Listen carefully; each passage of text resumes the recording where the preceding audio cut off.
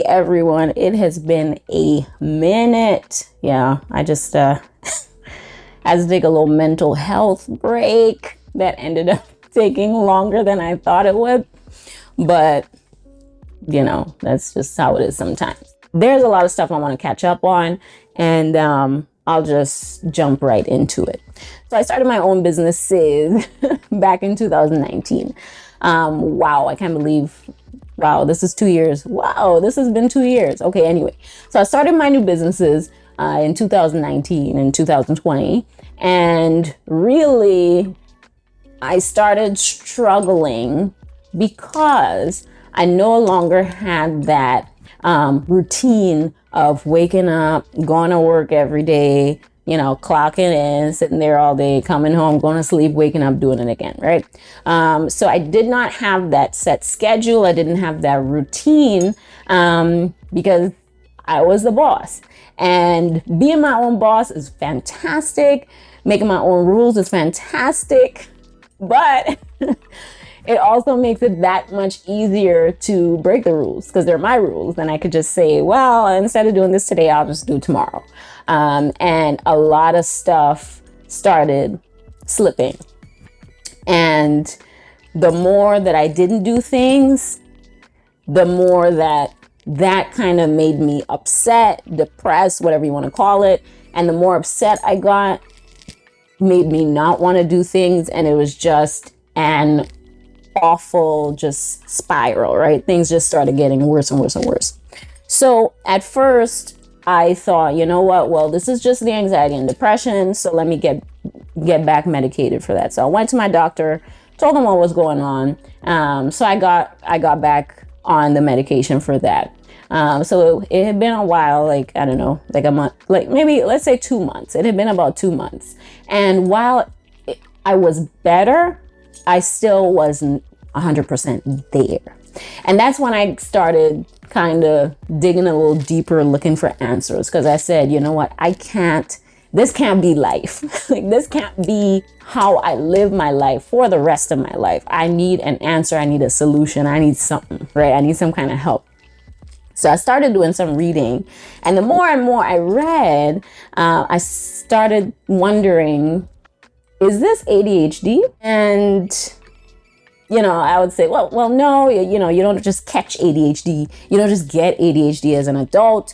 I never had issues growing up, right? There's no way it's ADHD. It has to be something else.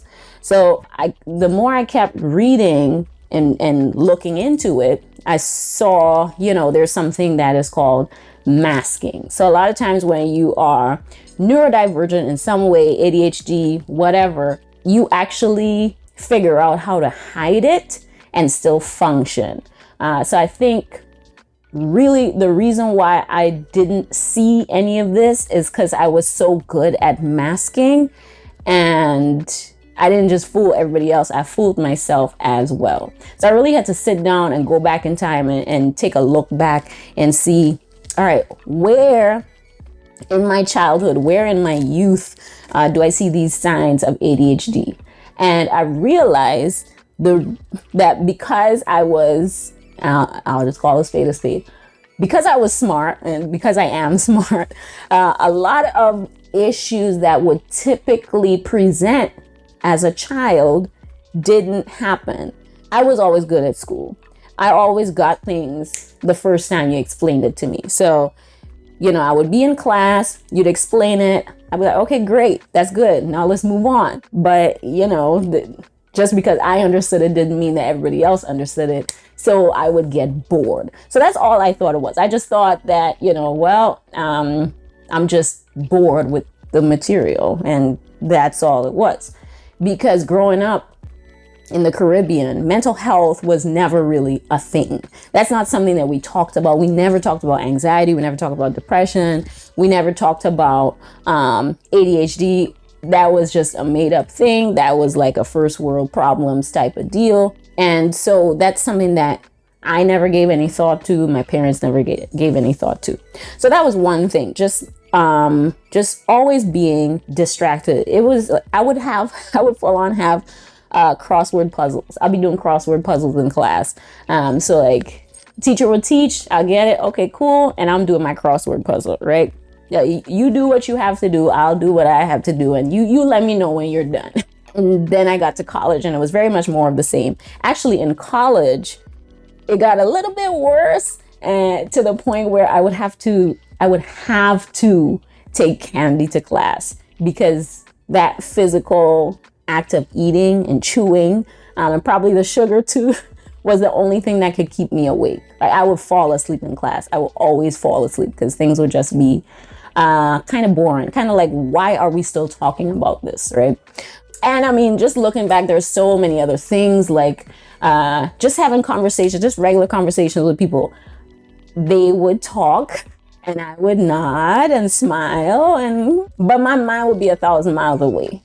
All right. So they're telling me a story, and I'm just hearing like Charlie Brown, womp, womp, womp, womp, womp, womp. And I'm nodding and I'm thinking about, okay, well, what am I going to do next week? Let me do this, this, this, and this. Like, my mind is not here. My body is present, but my mind is elsewhere.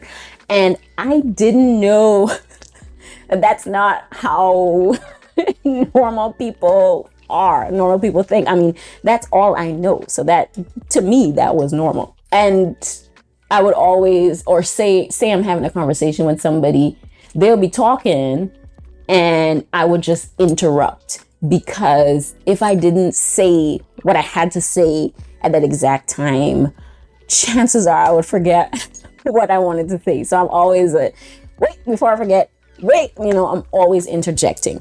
So these were things that, to me, I didn't realize weren't normal, because that's all I knew. So anyway, fast forward, I'm reading up on all these symptoms, and then I say, you know what, something is wrong here. So I went to see the GP, my general practitioner, the regular doctor, right? So I go in and I say, you know what, doc, this is the situation, and I just want to come and get an evaluation to see if ADHD is what's wrong with me. So he gives me an evaluation, he asks me a couple questions. Do you do, XYZ? And I'm like, yes, that's me. All of it is me. And it's always been me, right? It's not something that just started. It's just something that it has been getting harder and harder to hide, harder and harder to mask, because of really the lack of a routine. So at the end of the visit with the doctor, he says, yeah, so it sounds like you have ADHD. However, I'm not a psychiatrist, so I can't diagnose you. And in my mind, I'm like, dude, so why did we just go through this? Like, why couldn't you just say that from the start? But anyway, so he says, more than likely what you have is ADHD, and ADHD is a very real problem for a lot of people, especially if you don't get the diagnosis as a child. ADHD is typically something they would diagnose when you're a child. So getting the diagnosis as an adult is difficult, because if you made it all the way to however old you are, people have a tendency to think, well, you didn't just develop ADHD, so it must be something else. When in reality, it's not that you just developed it, it's that you just started thinking, well, maybe this explains all of my symptoms. Well, anyway, so he says, okay, you can go to the psychiatrist and get the official diagnosis. So say, okay, cool. Found a psychiatrist that specializes in ADHD, and again, we go through the whole questionnaire. Do you, XYZ? Do you have symptoms of, the whole spiel? And then at the end of it, she says, yeah, sounds like you have ADHD, but we're gonna give you another test. And in my mind, I'm like, y'all wilding right now. But anyway, so she says, look, I'm going to give you this computer-based test, and based off of the results of the test, combined with what we spoke about today, we can make a determination to see if you have ADHD or not. If you do have ADHD, we can, there are a couple of solutions that we can do.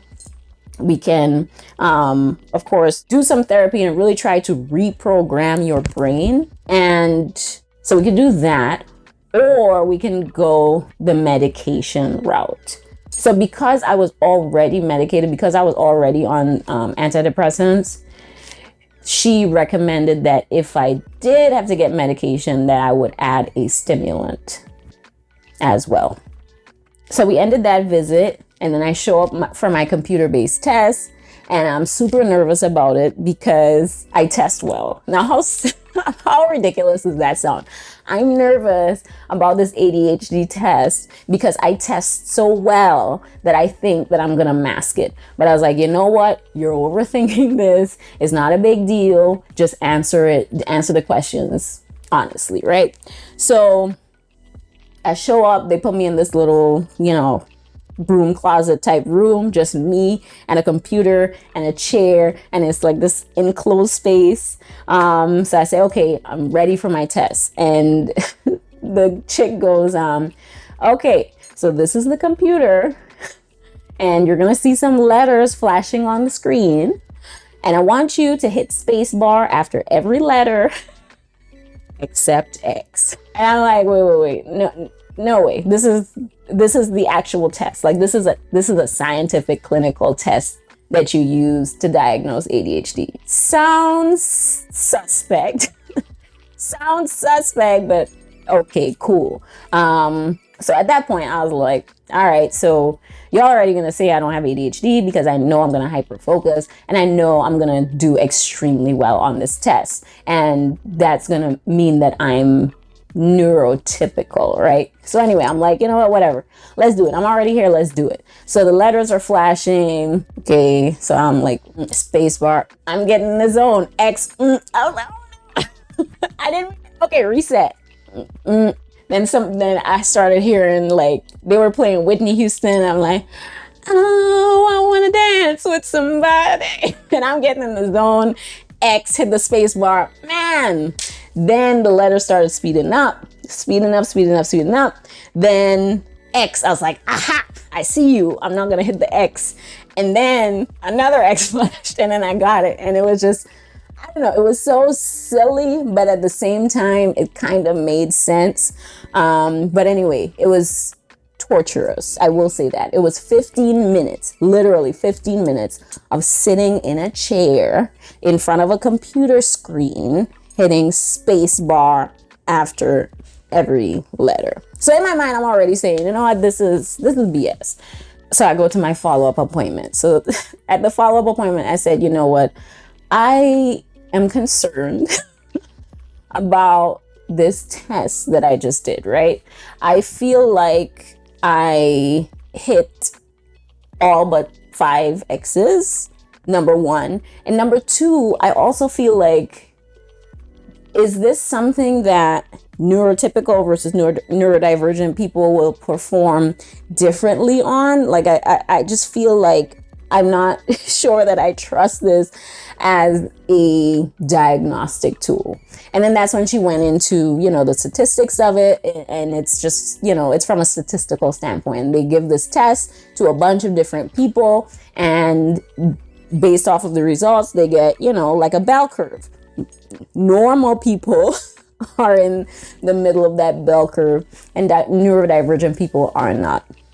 Needless to say, I was not in the middle of the bell curve, and based off of the results of the test, variability in the time between the flashing of the letter and when I hit the space bar, also just hitting all the X's and performing better at the start of the test as opposed to, the end of the test, based off of all of those factors, combined with the assessment that we already did in office, she determined that, okay, what you have is ADHD. So at this point, I was just relieved. Like, because that meant that something was wrong with me. Not just that something's wrong with you, like something's wrong with you and you can treat this. So I was really excited about potentially starting treatment. So I said, you know what, let's go ahead, let's try the stimulants. And so she gave me a prescription. So the first day I woke up and I'm so excited because I'm like, this is going to be the day that my life changes and everything's going to be fantastic and I'm going to live happily ever after, right? Wrong. So I take the pill and absolutely nothing changed. And I just felt a deep deep, deep sense of disappointment because I put everything into this diagnosis and I got all my hopes up for this diagnosis. And I said, well, if this doesn't work, then I'm right back at square one. I don't know what's wrong with me. This has to work. So I messaged the doctor and I said, you know what, this is a situation. I took this pill and she was talking about all the potential side effects and saying that, you definitely don't take it close to bedtime because it's going to keep you awake. They actually use this for to treat people with narcolepsy. That's how much it will. That's to tell you how much it's going to keep you awake. So I took this thing at 8 o'clock. By 10 o'clock, I took a nap. That's an example of this thing was doing nothing for me. So I tell the doctor, I said, look, this is a situation. What is wrong here? Does this mean that I don't have ADHD? What's the next step? And then she gets back to me. She's like, calm down. All it means is that we just need to revisit the dosage. So she says, okay, so tomorrow, just double up. Instead of taking 1 pill, try taking 2 pills and let's see how that works. So I'm like, all right, whatever. So I go to sleep, I wake up. I'm like, all right, let's do this. I doubled up and I took the 2 pills. When I tell you, it was like a light switch. It was like I was down in the basement in the dark and somebody came and said, girl, what you doing? Flip the lights on. And then all of a sudden I could see. It was like if you watch Naruto, that's my latest thing, Naruto. If you watch Naruto and you know about Rock Lee wears those weights on his feet when he's training, and then Rock Lee takes them weights off and he's unstoppable. It was like that. It was like I've been living my life with these weights on my feet. And then all of a sudden I took these weights off and it's like I can function. I sat in front of my computer for 4 hours and I started a task that I assigned to myself a month prior that I never got around to doing it. I started that task and I finished that task in 4 hours. I didn't get up to go do something else. I didn't go, my mind wasn't like in a million different places. I just sat and worked for 4 hours. And that was just so totally, amazingly mind-blowing. I have never in my life, never been able to sit and do something. I'll say my attention span max is 30 minutes, and that's on a good day. So this thing was like, man, I've been walking around with these concrete shoes and I just kicked them off one day and I'm on fire, unstoppable. And even after, so I sat on my computer, I did what I had to do, I finished it, and I'm like looking around like, okay, what else can I do? What else do I need to do? And I started claiming my life back. Started cleaning out my room. I started cleaning out the kitchen, the living room, the dining room, did the dishes. I cleaned out the actual inside of my fridge that I've been looking at every day for the past year saying, I gotta clean that and never cleaning it. I actually did it. And there's so many things that I actually did, so many things that I've been wanting to do, but just couldn't. And all of a sudden I was able to do these things. And it was just the most powerful feeling that I've ever had. I was excited. I was happy. I was surprised. I was angry. I was, I had regret, just looking back and thinking how different would things have been if I knew that, this is what was wrong with me. If I knew that, this was a problem, I didn't know. I really didn't know. And so it lasts anywhere between 4 to 6 hours. But even after it wore off, I was so energized by looking around at everything that I had accomplished. And I just kept going. Like I just kept going, and I did so many things. And it really it was just so freeing. It was so freeing. And I feel like a whole new person. I feel like I can conquer the world. And I feel like if all of the stuff that I've done up to this point, while battling against myself, while fighting against myself, and I still have accomplished so much. My mind is blown just thinking about what the future holds when, for me to do things without having this handicap. And really, that's what it is. It's a handicap. What can I do?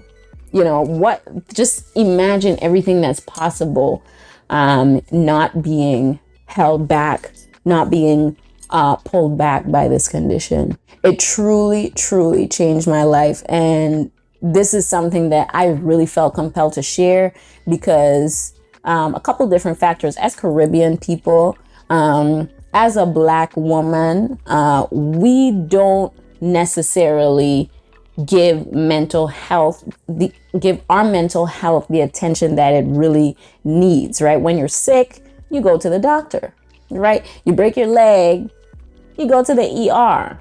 And it's the same thing with our brains. And that's something that we as a community have to understand. There is no shame in it. There's no, it's something is wrong with you and you go to the doctor and you fix it. Whether whether you fix it by therapy or medication or a mixture of the two, something is wrong. You seek help. And I never expected to be here at this stage in my life finding out I had ADHD. Like, that was just never in my cards. But it makes sense. Looking back on everything, it makes sense. And now I can understand myself more. I can understand my brain a little bit better, and I can function. Like, I am functioning. So I wanted to share this message because if there's anybody else who feels like, you're struggling, you're fighting against yourself, there are things that you want to do, but you can't, or there's things that you start and you don't finish, and then you get into that cycle of, depression because of the things that you haven't done, and then also not doing things because you're depressed and you're trapped in that cycle. I highly recommend going out and seeking help. That's the only way you can fix it. If you, to this point, haven't been able to solve this problem on your own, you need help. Okay?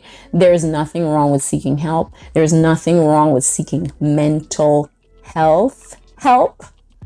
So do yourself a favor, get help, get a diagnosis, understand what is wrong with you, and figure out a plan to move forward.